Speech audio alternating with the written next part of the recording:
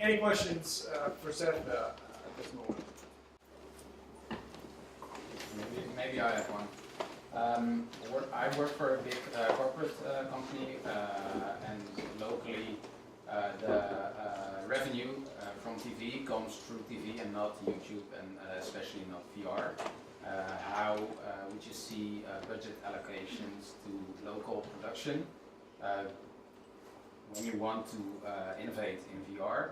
You can't really spend all your budget on VR production because the money comes from TV still.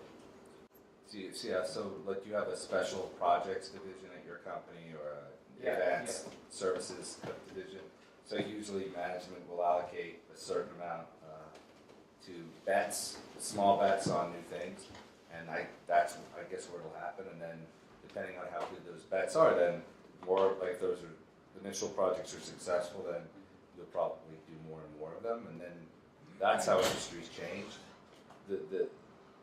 The issue is who makes the best bet. I mean, it was fun. We were just talking about we were talking about it relative to Disney, and Disney put.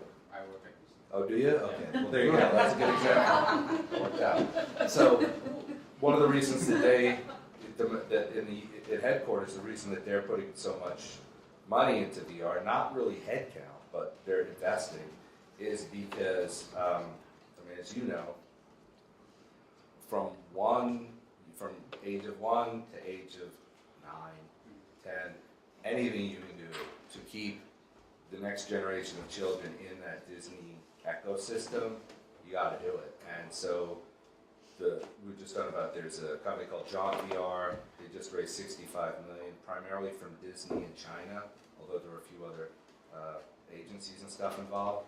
And it's because I think from talking to my friends at Disney, they don't know that that's the thing that's going to work, but they've got to try different things. Because if a kid can if they go to It's a Small World VR ride, and that gets them to fall in love with the idea of going to Disney World or your Disney or Disneyland, it's worth whatever it costs. You know? Did that answer your question? Yeah. Okay. Any other questions? So would you say that TV is getting more game-like? Because you were kind of the first person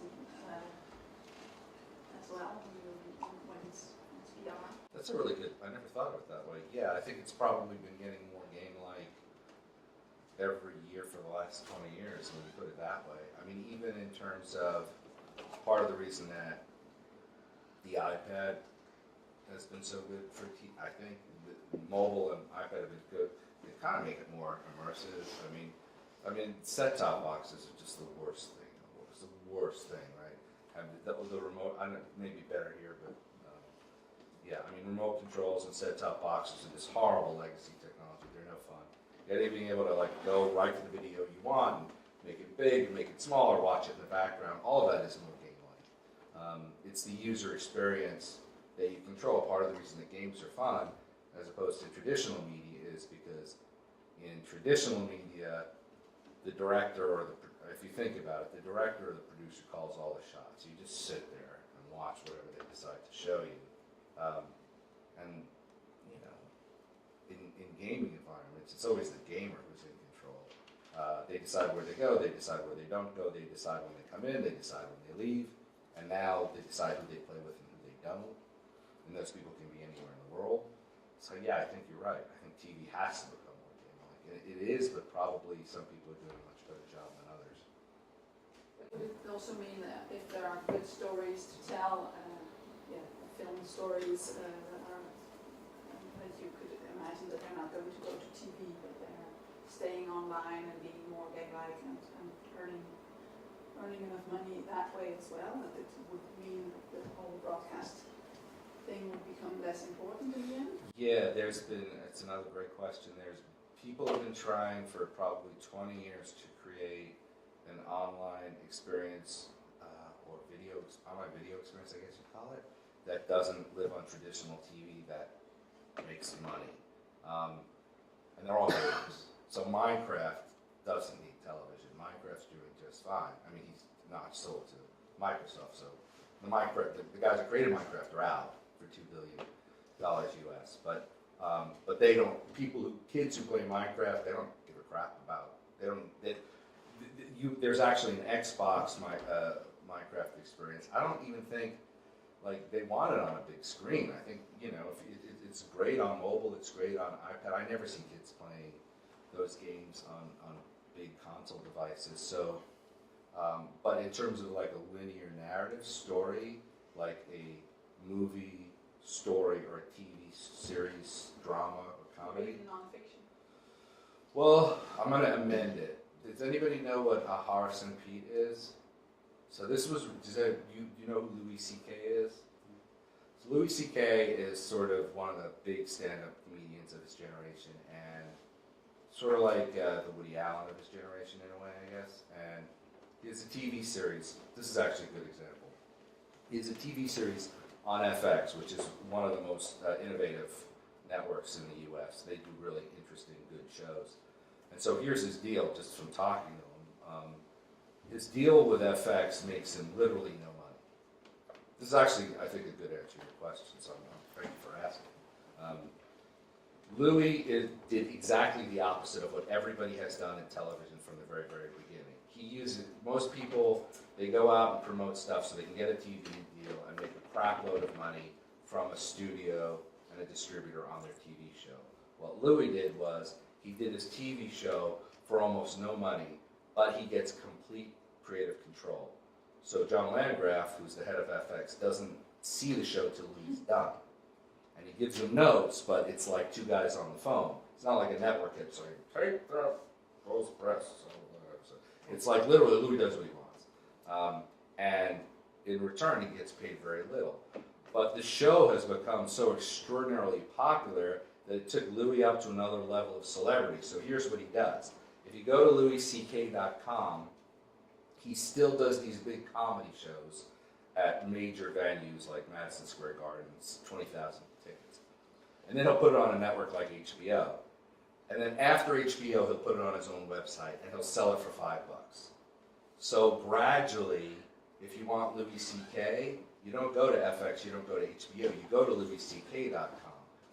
And he's been slowly but surely bringing more people to him, where he's the curator, sort of his own network in a way, from his website. And there was I talked about it in the second book, but there's this moment where Louis does a comedy show, and he goes on his website, he sends out a newsletter, hey, my next show is not going to be on HBO, it's going to be here first, it's $5, there's no DRM on it, there's no security, please don't steal it, I'm making it $5, I think that's fair. You can steal it if you want, but that's kind of not cool. Thanks. He made $1 million in 2 days. It was staggering. It was like one of the first major talent. That's actually, it's not scripted. It's a comedy special, but that's sort of the best example of what happened, of what that was. So then, like a year ago, he decided. Is this useful? So a year ago, Louis kind of quietly launched this thing called Horace and Pete, and nobody knew Horace and Pete. What the hell's that? So on a Saturday, he put up one episode of a show, and I don't remember, it was $4, and it was $25 for the series or something like that. He says he intentionally launched it without any marketing on the slowest day of the week, and told nobody about it because he wanted to see what would happen. So essentially what he did was he hired a bunch of really great older actors, and he created this 10-part, it's almost like a Broadway play. It's set in a bar. The story of the show is there were these two guys in Brooklyn named Howie and Pete, and they run a bar in 2016 that was founded in 1916 by two guys named Horace and Pete that were their like great-great-grandfathers. So there's this bar in Brooklyn, and it's always been run by a Horace and a Pete for 100 years. And he would put out one episode a week, and he never told anybody how many episodes there were going to be, and he never told anybody whether it was going to be one season or not. And then one day it just ended. He put the last episode out, and then he sent out an email, and he said, that's it, I'm done. Here's what's interesting. As soon as he said it was done, all these people started buying it. Because nobody really knew what it was, and then suddenly went, oh, I get it, this is a thing. He made basically made a 10-part movie, and I'm not going to be having to pay for an episode every week for like 6 years. It was like a one-off thing, and then word traveled, and I mean, it's not a typical TV show. It's pretty dark. It's kind of like really is like a stage play. He had to go to the head of his network and say, look, I'm going to do this thing. I know you have the option on my next series, but this is not that. I'm going to do this on my side. So he's a great example of that. And that's a show that never would have been on traditional TV, but he'll make a ton of money, and he owns it. So at some point, he's real vocal about this, he owns 100% of that show personally, him.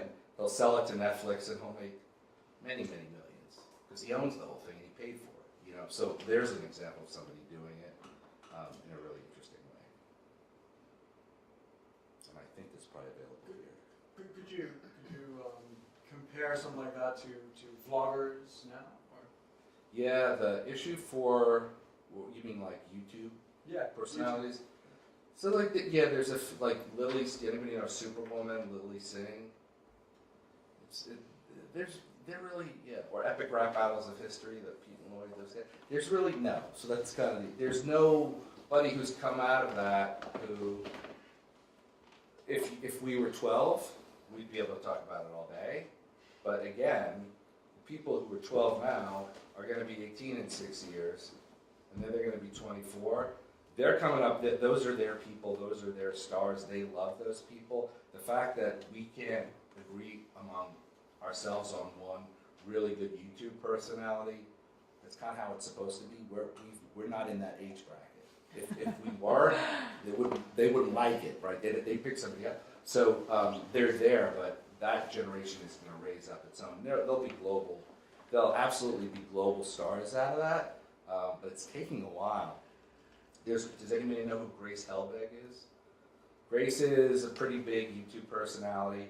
She got like a standard talk show, like an evening talk show a while ago, and that was like the big test case of can we take a YouTube personality and put them on a standard big network kind of show. It didn't work. There hasn't been one. So, in the sense that there are regional shows that do well in one country and don't do well, like people who are huge stars in Japan that you never heard of here or whatever, like that kind of thing. This is like that, but with age. And it's all around the world, right? So like a kid in India who's 11 loves the same star that an 11-year-old in Antwerp does, that an 11-year-old in Louisville, Kentucky does. But those of us who are over 30, forget it. But isn't it illogic that these stars for the young kids aren't on kids' television then, for example? Kids television is its own issue.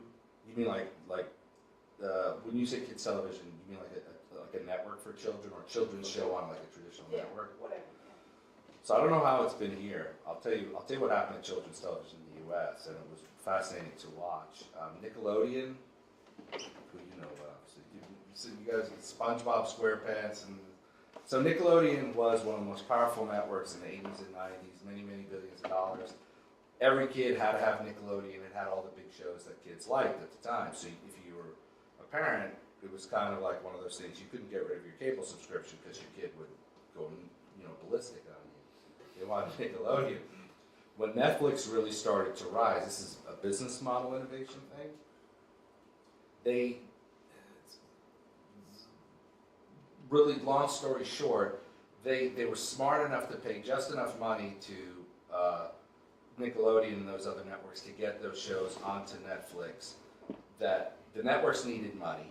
So if you hand anybody, like if you're in the TV business and somebody writes you a check, you're probably going to take it because the business is, under pressure. So Netflix was basically writing checks. So people were like, yeah, great, cool. We're still going to show the show, but they can show it over there too. Over time, Netflix got so much great kids shows on there that if you go to Netflix Kids in the U.S., there's like no reason to ever watch a children's television network again, honestly. There are some shows that they don't have, but from Netflix, you get any show that you want, any episode of it, at any time, which if you have kids, that's what they want.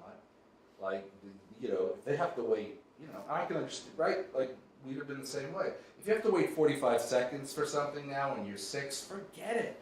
So they can go to Netflix and say, I'll watch this, no, I don't like that, no, I don't want. And that's a big part of YouTube consumption is that, you know, kids will just go, yeah, I watch it now, I'll watch this, no, I'll watch that. TV's not fast enough, it's not responsive enough for that sort of user behavior. You know, we kind of did this thing with the remote, but I mean, that's a certain number of choices. This is almost an infinite number of choices. So anyway, the problem for children's networks in some ways is that so much of the content has gone to over-the-top services, and I don't know what Ziggo's over-the-top services I get, or any of the, you know, the local ones here, but you know, at least domestically, Netflix and Hulu have so much kids content that kids networks are really Yeah, I trouble. think the vlogs are more for the older kids, like from 10 to Yeah, 15 that's or right. something. That's right. And I don't know whether there are any networks that really pick up on that. And I'm just wondering whether they should take these vloggers in and give them shows or something to get that audience in. So this is a fascinating thing because exactly going to Disney, this is almost exactly what you're describing is almost exactly what happened. This is almost exactly what Disney's feeling was, what you just said. You said it really well. So kids stay in Disney brands, I don't know, 9, 10, like when do they start aging out? 6 to 12. 6 to 12. So when they move into tweens, which is exactly your point, when YouTube personalities who are more irreverent, say bad words and everything, become more appealing. They're finding their own identity. They're not little kids anymore. They want to be individuals. They move out of those brands into the tween brands. Disney wanted to figure out how not just to keep them in the tent, but to be able to market to them. Because this is a great story. So Elsa, what's it called? You know what I'm talking about. What was it? Frozen, thank you. So Frozen peaked all around the world, went to number 1, and then it started to fall off to like number 6. And Frozen's actually made by Pixar, or was it made by Pixar or was it made by Disney? Yeah, it's with Disney Studios, but John Lasseter, who's the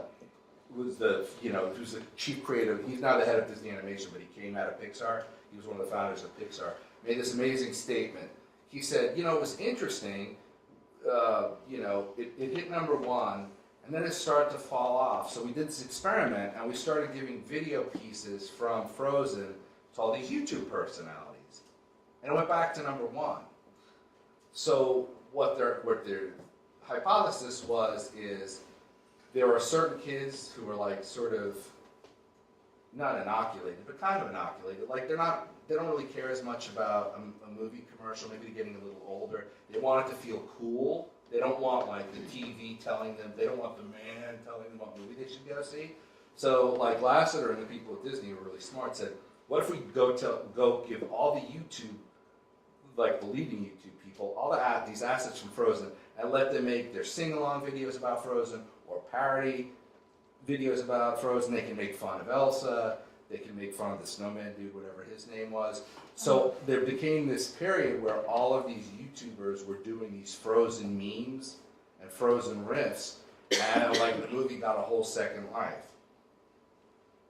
You can decouple this or couple these things, but eventually Disney invested a tremendous amount of money to buy the majority of the biggest MCN maker studios. And I would argue that's why they did it. They didn't buy it. They didn't buy Maker to come up with new TV shows, because that's really not likely to happen. They did it to market to that whole generation that in your scenario kind of ages out of that. Like the tweens age out, but this is the way to keep them. So that's what I think. And Disney also isn't just Disney. It's not just the kids stuff. It's ABC. All the ABC shows, ESPN, the sports stuff. It's Touchstone Pictures. So Disney is bigger than just Disney as a company has a lot of brands in it that have nothing to do with Disney stuff that they continue to want to sell people. So I think that, like in a way, those MCN companies that do these things, that they're marketing companies for that generation that's sort of TV ad resistant.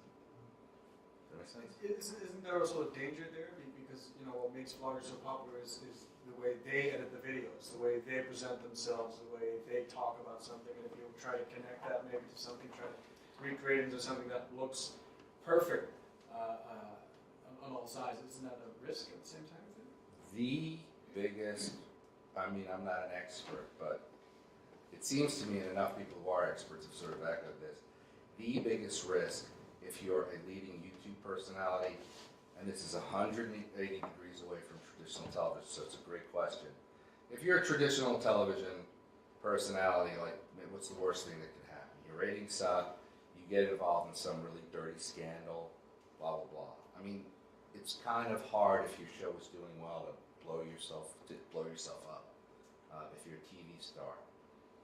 For YouTube personalities, the number one way to blow it is to look like you're for sale. If kids start to think that you're promoting something and telling them to watch something or buy it because you're getting paid to do it, you are dead. I mean, it's astonishing. If you actually look at the, somebody here might have some of the data, but like, you'll have these huge personalities, and then because these kids all talk all day, and they're doing it in the chat threads below that video often, if they start to decide, if the court of public opinion decides that you're for sale and you're trying to make money off of them, there's this vicious thing where, so it is, I have some friends that are like billions and billions of views, and they've been offered staggering amounts of money, and they won't take it.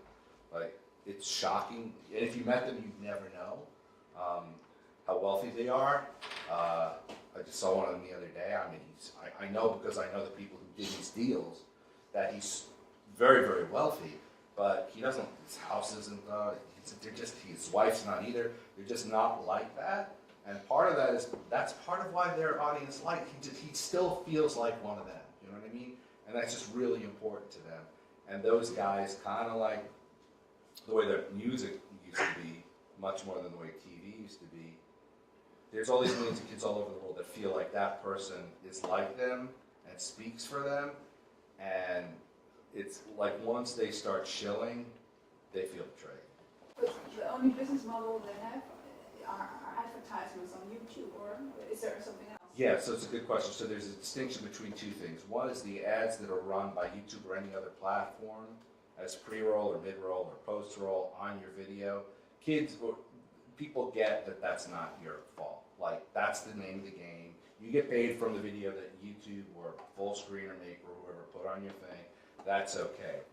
If you start saying, you know, Crest toothpaste is dope, or you got to buy this toy, or you got to watch this movie, that's where it starts to get. That's where it starts to get dicey. So the traditional endorsement deals, like George Clooney, I mean, you know, is a huge Nespresso's, right? Is he still? George Clooney was like had a huge deal with Nespresso.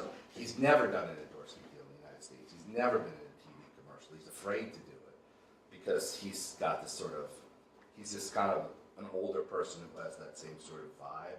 Like, people feel like he's like a good guy who doesn't sell himself out. Of course he does. He does it here because it's okay. For whatever reason, it's, but it's like that. There's just this point of demarcation where if you go too far, you feel like a sellout. But there are a lot of companies now that are being set up that manage YouTubers. For example, they have a beauty channel, and the big brands send their beauty products, try them out, and make a lot of money.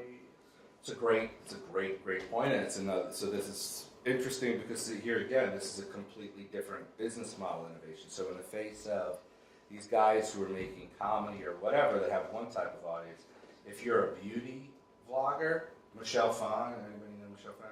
So she started her YouTube channel teaching you how to do makeup to look like this star or like that star, and she caught fire. She's incredibly successful now. When she did a Maybelline, I think it was Maybelline, she did this massive Maybelline deal, our fans were ecstatic because they were living through her in that way, like that they had made her, she had been little Michelle that they loved so much, and now she was as big as whoever, Salma Hayek or Jessica Alba, like one of their persons that they loved was now a celebrity on the equal that, so they loved that. But her content was different because she was doing makeup, so makeup was, it felt organic and authentic to do a makeup brand, whereas, I don't want to mention anybody in particular, but like people who are more straight out performers doing comedy skits who everybody like, well, yeah, you gotta watch so-and-so, you gotta watch so-and-so, they're the best. And then they tried to like do brand integrations. That's where trouble started. And some people got away with it, some people didn't. Does that make sense? Yeah. So yeah, if you're a beauty blogger, more power to you, you do whatever you want. Any other questions? Yeah, I'm writing my thesis on branded content. Oh, cool. And Well, what surprised me was when you explain actually the whole concept of branded content to young people, they all tend to react quite negatively, and they all have this idea that they're able to see through branded content and to see it for what it is. But actually, research has proven so far that people unconsciously feel that branded content is one of the most reliable sources of information. What's your take on this whole brand? So he's basically For example, Vice News Yes. is very popular among young people, but they're actually full of branded content. So what he's talking about is so branded content being exactly the thing that I'm saying is killing people. Branded content is when we jump in, but so branded content, that would be when somebody does exactly what we're talking about. This video is brought to you by, or It's more built into the content itself. built in the content. But people, so your point is that that these people, younger people say that they don't like branded content, but in fact they do. They just don't sniff it out as well as they think they do. So Vice has been incredibly successful at building this brand that, well, there's two pieces to the Vice story. One is that they were incredibly effective at going to a lot of really wealthy old media executives and saying, we're the next generation of this thing and you need to invest. So they've got their multi-billion-dollar company, not so much based on actual views necessarily, but based on the fact that a lot of people, a lot of money decided that this was a way to appeal to like the next generation. The HBO show was tremendously successful, the network less so, but what would be an example of a brand content that Vice did that you would call out, that you would cite? I can't really remember. I know a couple of things that Red Bull did that were basically branded content without even mentioning their own brand name. Well, so yeah, it's interesting. So like Red Bull is interesting because, first of all, but a lot of people think of Red Bull as this kind of crazy, outdoorsy, they're Austrians. It's a pretty closely held community still. They're not based in like LA or something. They're from Salzburg, although they have a huge studio in LA. They manage their margins really tightly. But for my friends there, everybody at that company does all that shit. They're all extreme sports enthusiasts. They do sponsor those events. So their brand is actually they're kind of the best case scenario that their brand is part of that medium. Like if you love those kind of sports, Red Bull's paying the freight for it. You're getting to watch it for free because Red Bull is the brand that's bringing it to you, which is like totally back to this. That's how TV started. They're a brand that's bringing you something that you want, so you have a good feeling for them, and they've ridden that all the way to the bank. It's pretty authentic, right? They're sponsors of it. Buy Red Bull, we're bringing you all this great stuff. In the case of Vice, I mean, I don't know what the branded content things that you saw were. Well, I think, for example, you have one Vice channel that's focused on music. I think it's called Noisy. Mm-hmm. And I remember they had branded content, and they would talk about they would make mini documentaries on new albums of artists. I guess that's probably part of branded content as well. But isn't that editorial? If they're curating music and saying this is really good. Well, it's not about giving out an opinion necessarily. Also, giving out information generally is positive sometimes for the brand because then people remember it and it's being talked about. And so if Vice is doing a lot of branded content, probably the thing that they're doing is really smart is when people think of Vice, they think about, Gaycation, starring Ellen Page, which is definitely doesn't sound like it sounds pretty authentic and pretty real. or they think about the Weed Show, or they think about the investigative journalist stuff where they went to Afghanistan behind enemy lines. All that stuff feels so authentic that maybe people just kind of look the other way. I'm not aware of any of it, so I believe you. But perhaps if I may, Yeah, please. perhaps I think there's a distinction between branded content in which we say this is brought to you by, and branded entertainment, sometimes being referred to where you really integrate brand values into a piece of entertainment. Example that I don't know if anyone's ever heard of. But isn't this also that Vice has its own creatives, its own artists, so maybe in that sense they are promoting their own Yeah. inner value, their own content. Yeah, no, So exactly. it's not purely from outside in, but also their own Yeah. stuff, and they sell it. Yeah, but you're probably going to pass for promoting yourself. If you're a network, if you're Vice and you're promoting Vice, I don't think that feels... How can they have creatives, they have No, artists? I'm agreeing with you, yeah. They're promoting their own stuff, their own Yeah, people, their own other shows. You're probably okay with it. Yeah, another great example of people that really promote themselves. I don't know if it's a YouTube show called Will It Blend. I'm not sure if people know it, but Yeah. it's just a company that sells blenders and they just blend anything they It's find. great, yeah. And the fun thing is, I think the guy who's actually hosting is the CEO of the company, even just having fun, blending stuff. That's a perfect example, yeah. Yeah, that feels real. You know? He's not tricking you. I have a completely different question. I'm a bit worried about, I heard that the Dutch press, how do you call it, ANP is Press the, agency. sorry? Press. Yeah, the press agency has less and less news sources because the trend is not to pay anymore, so they're not getting from the French and they're not getting from so our source in Holland is normally this press agency, and we're getting less and less information. We're living in this age where there is more and more information, but it's not really always best stuff that comes up, and I'm a bit worried about the selection. We were talking before about that all started from telegraph to internet with military purposes, and I believe there are some topics that need to get higher on the agenda, and television shouldn't only be entertainment, and we should really use television also for getting the public with the nose in direction where it's important to look at. And I'm a bit worried about if the models are we don't pay for information anymore. How is this going to end? Is it going to end in that we are only doing what I think the Romans were doing? Just it's all about food and play or something. Bread and circuses. Yeah, or are we going to really also educate the people and get good politicians, for example, which is in Holland as important as is in the United States at the moment. So the value of getting TV to get to higher quality, I don't know. At least, for example, also I think it's in Russia now that they have total control of the media, and the whole election is kind of very narrow in what comes on the media of the opposition.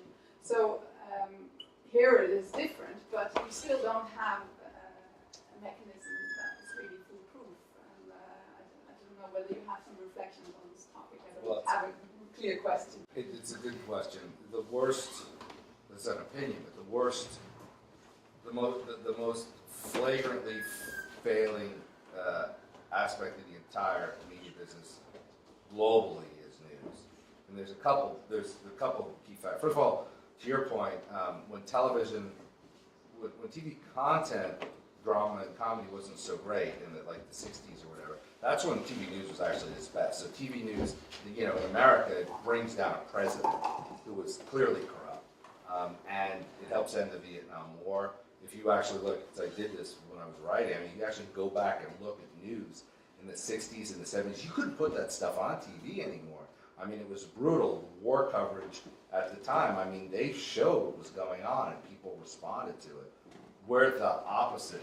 It's this real dystopian thing, in my opinion, where news is absolutely filtered. And the fact is people are paying for it. It's just not users that are paying for it. It's advertisers that are paying for it. And I don't know how it is here, but the advertisers, the median age of a television news watcher, does anyone want to guess what the average age of a watcher, at least in North America, is 67 and a half.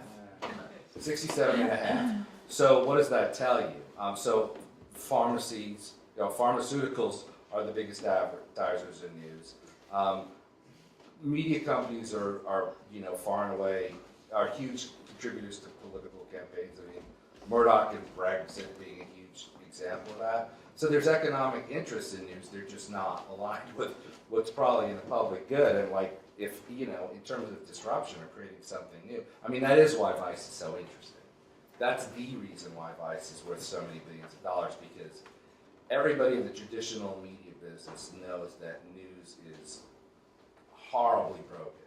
And the idea that anybody can reinvent news or journalism for a younger audience, that's such a huge opportunity that Vice, I mean, here's how much money Vice is worth. Vice is worth so much money that the CEO of Time Warner bid on Vice. I want to say the number was $2 billion. It's recording it, so somebody will tell me if I'm wrong later. But they bid like $2 billion, and then by the time, and they threw in a cable network. And then by the time they papered the deal, Vice had already risen to $2.5 billion in value, so they couldn't finish the deal. That's how much money floated. It's astonishing, and it's because news just is awful. I mean, it's broken. So I mean, in terms of what you wind up seeing, I mean, what one would hope would be that you'll see crowd-sourced, aggregated, like the equivalent in some ways of what we were just talking about with YouTube, that you'll see older people who want news going to sources that they feel like they can trust, who are outside the sort of mainstream media, and that those sources will get more and more traction, that they'll be able to sell ads, that they'll be able to compete. In the American election, that may turn out to be a tipping point, hopefully, because it's just so awful. I mean, the coverage, aside from what you think about the candidates, the coverage has been, and we had a number of third-party candidates, all of which are sort of, never mind them, So hopefully that's what you'd see. I agree with you. I imagine it's better in Europe, but I haven't worked here in the last couple of years, so I don't know. Hopefully it's not as bad. What's the solution? I think the solution is somebody's going to have to figure out a business model, the way that Vice did, for making enough money to create a really interesting news thing that people show up for, that can pay for itself. And the way that traditional television news pays for itself is by running pharmaceutical ads for people who are over 60, and that's what's paying their bills. And they know that people under 30 are never ever going to watch. They've given up. They're going to ride this train into the graveyard. And in the meantime, somebody hopefully will reinvent it. There was a division of YouTube called Google News. I haven't seen anything out of it. I mean, I don't know. There's also a lot of economic pressure to not tell these stories, right? I mean, there's a lot of people who don't want these stories told, so it's another factor. But you got to figure out how to make enough money to get in the game and stay in the game, because it's expensive to compete with these guys. It's expensive to compete with Murdoch. Thanks. Maybe a final question, because it's almost the end of our session. So, final question? Yeah, over the last couple of years, it seems that more and more people are seeking out content that confirms what they already say. Right. Do you think that's also the case, and how do you see this influencing the future of YouTube and all kinds of channels? The place that you really see it is Facebook, because Facebook has become it's become such a source of, there's just a huge number of people who get most of their information from Facebook, as they've given up on traditional sources. And has anybody ever done, in America, I think it's called Echo Chamber, I'm sure it's out. There's actually an app, there's a Facebook app that you can load it'll tell you what your political inclinations are, and then it'll show you the opposite. It'll show you with somebody who believes what you don't. What? Sorry. What you were saying, it was an idea we just... Oh yeah, that's a good idea. But it's already there. I don't think they monetize it. I don't think they've actually done it as a business. There's definitely a business in this. another one that if you are wanting to do something like that, Yeah. there is a business called Now This. Yeah, yeah. Yeah. And so one of my business partners was I think he was the mentor to the guy that runs that. I know he's like his protege runs Now This. I think they're doing a really interesting job of kind of presenting real stories, but it doesn't feel didactic. It doesn't feel like they're saying this candidate is the savior, this candidate. They're just kind of saying, here's this interesting story, and they're kind of riding that line. You should, so look at that. But yeah, and the other thing, that's what it does. So if you're, a huge Hillary Clinton supporter, it'll show you what the feed of a huge Donald Trump supporter looks like, and it's completely different. And it's fascinating. Just because we're all, Facebook more than anything. Google does it to some extent, but Facebook really does it. People gradually block or unfriend people who they don't agree with, so they see more and more of the people who they do agree with, and they don't see opinions other than their own. They see other people who agree with what they say, so their opinions get more, and the other becomes the other more and more, and the people who think like you become, so discourse and actual exchange of ideas gets really minimized. That's the most disturbing. There are good aspects of Facebook for sure, but that's the most disturbing, I think, aspect of Facebook. That thing that you think that the world is all like you because you only see people who are like you, because that's how they sell to you. They build ads that are designed to reach people like you, and the whole thing is about telling, anyway. What's the name of that app? Facebook app? Now This, and if you don't Oh, I thought find it was a it, different one. Oh, it's the same. you can email me. I think I want to say like popularly, I know that I think of it as echo chamber because that's the term people use.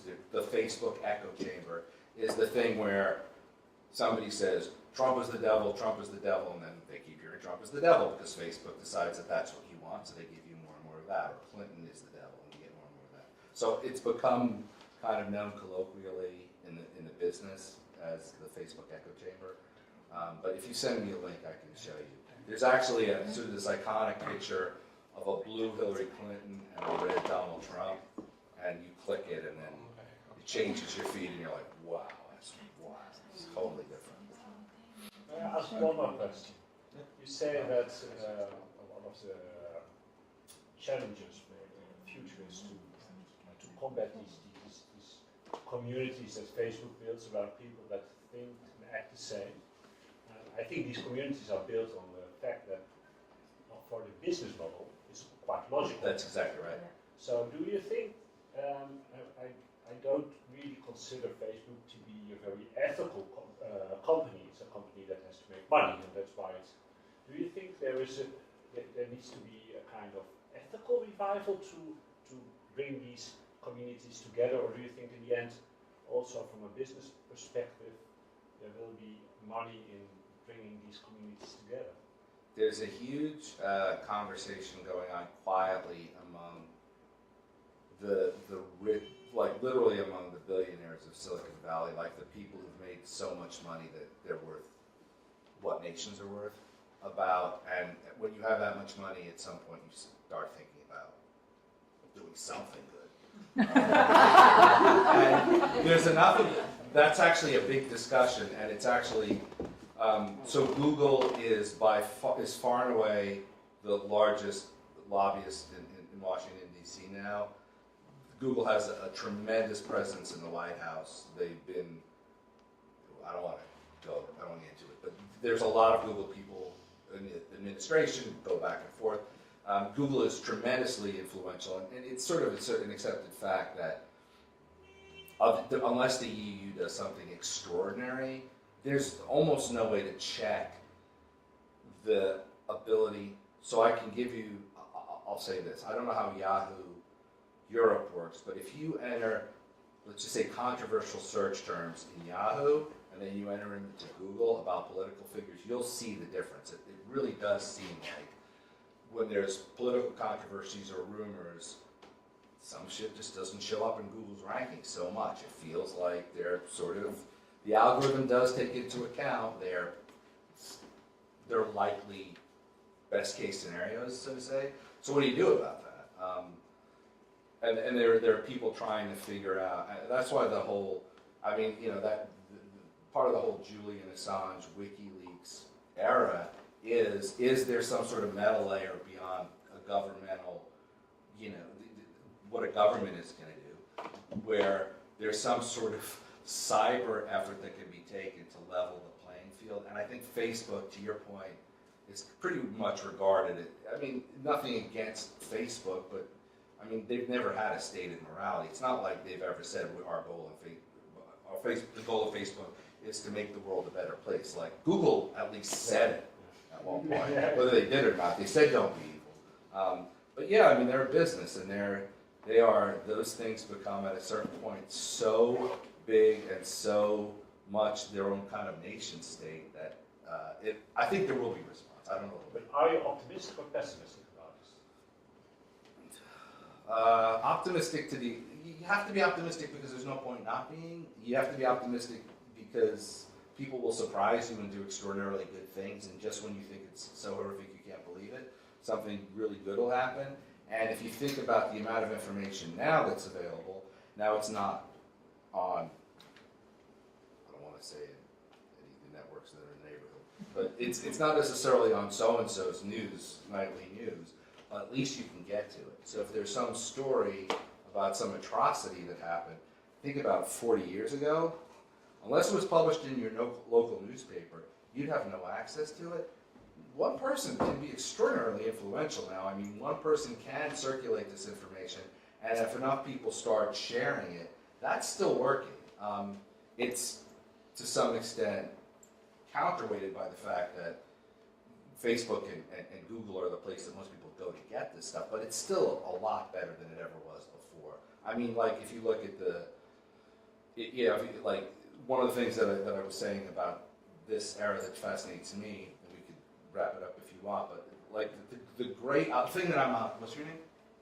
Taco.